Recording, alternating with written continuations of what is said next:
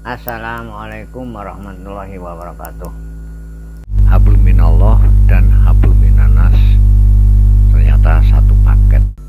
Hai bro and sis, tetap semangat dan optimis ya dalam menyongsong kehidupan.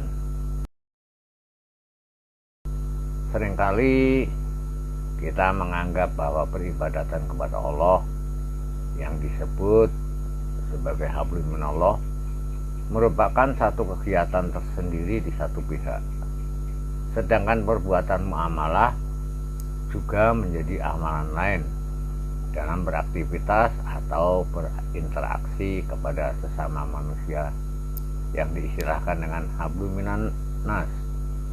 Memang setiap perbuatan ibadah nawaitunya harus lillahi ta'ala, tidak untuk yang lain, tidak demi sesuatu selain Allah. Sholat misalnya, tidak boleh orang melaksanakan sholat karena ingin dilihat orang lain, ingin dinilai alim oleh calon mertua, ingin dianggap taat beragama oleh calon pasangan, biar cepat kaya atau yang semacamnya. Semua kita tahu bahwa pekerjaan sholat diawali dengan niat dan diakhiri dengan salam. Nah, orang mengerjakan sembahyang tentunya nawaitunya lillahi ta'ala. Ini artinya perbuatan itu dilakukan semata-mata karena melaksanakan perintah Allah. Sholat baru disebut selesai jika sudah mengucapkan salam sambil menoleh ke arah kanan dan kiri, baik dalam sholat wajib maupun sholat sunnah. Bahkan dalam sholat jenazah pun yang tanpa rukuk dan tanpa sujud harus diakhiri dengan menoleh ke kanan dan ke kiri, dibarengi dengan ucapan Assalamualaikum warahmatullahi wabarakatuh. Hakikat bacaan salam Assalamualaikum warahmatullahi adalah doa bagi orang lain. Ini bisa dimaknai orang yang mengerjakan sholat artinya akan mendoakan keselamatan bagi orang yang ada di kanan dan kiri kita, makhluk yang ada di sekitar kita. Kita mengeluarkan sedekah juga karena melaksanakan perintah Allah. Tetapi sedekah yang kita keluarkan tentu saja harus diberikan kepada orang lain, kepada mereka yang berhak menerimanya, kaum duafa misalnya. Dalam agama Islam tak ada istilah sedekah bumi atau yang semacamnya. Yang sedekah itu hanya diletakkan di suatu tempat atau dilarung ke laut, karena ini termasuk perbuatan mubazir. Demikian pula ketika hari raya kurban, orang yang berkorban tentunya karena melaksanakan perintah Allah, fasholli lirabbika wanhar, sholatlah dan berkorbanlah. Lihat deh surat ke-108 Al-Kautsar ayat kedua. Dan tentu saja dalam ibadah ini yang dinilai oleh Allah adalah keikhlasannya dalam melaksanakan korban. Namun harus kita ingat bahwa daging korban akan dibagikan kepada mereka yang berhak menerimanya. Nah, bukankah yang akan menikmati daging korban itu manusia?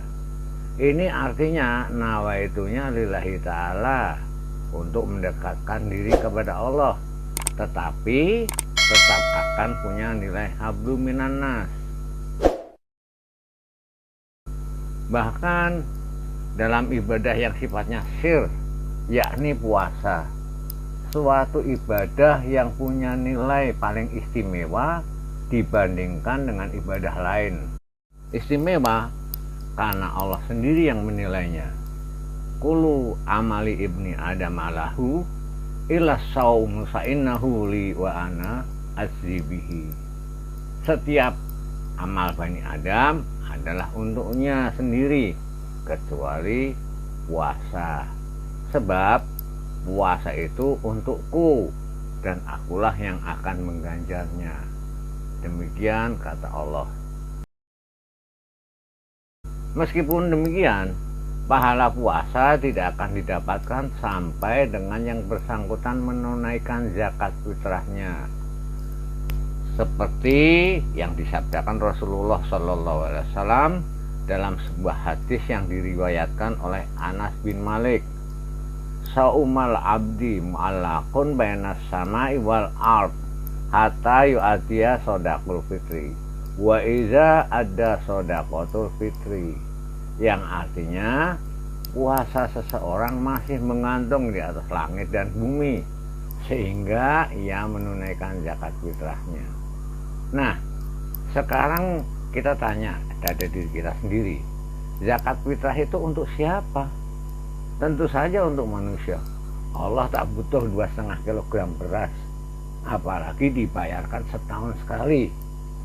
Yang ingin digarisbawahi di sini adalah, sekali lagi ya Bro and Sis, meskipun puasa adalah ibadah yang sangat istimewa, tetapi ia tak berarti apa-apa bila belum melaksanakan atau menunaikan zakat fitrah yang notabene menjadi bagian daripada hablum minan nas. Hai Francis, dari uraian di atas terbukti sudah jika semua ibadah yang nawaitunya lillahi ta'ala harus memberikan manfaat buat makhluk, dalam hal ini manusia lain. Ada nilai hablum minan nas. Dengan kata lain, tak ada hablum minallah jika tak memberi dampak positif bagi manusia. Jadi hablum minallah selalu berkaitan erat dengan hablum minan nas. Orang yang merasa dekat dengan Allah karena sering melakukan ibadah mahdoh akan tak berarti apa-apa jika dalam hatinya merasa lebih baik dari orang lain. Sebab ini artinya hablum minallahnya belum berimbas kepada hablum minan nas. Mudah-mudahan tayangan ini bisa menjadi renungan kita semua ya Bro and Sis. Sampai ketemu di lain kesempatan. Assalamualaikum warahmatullahi wabarakatuh.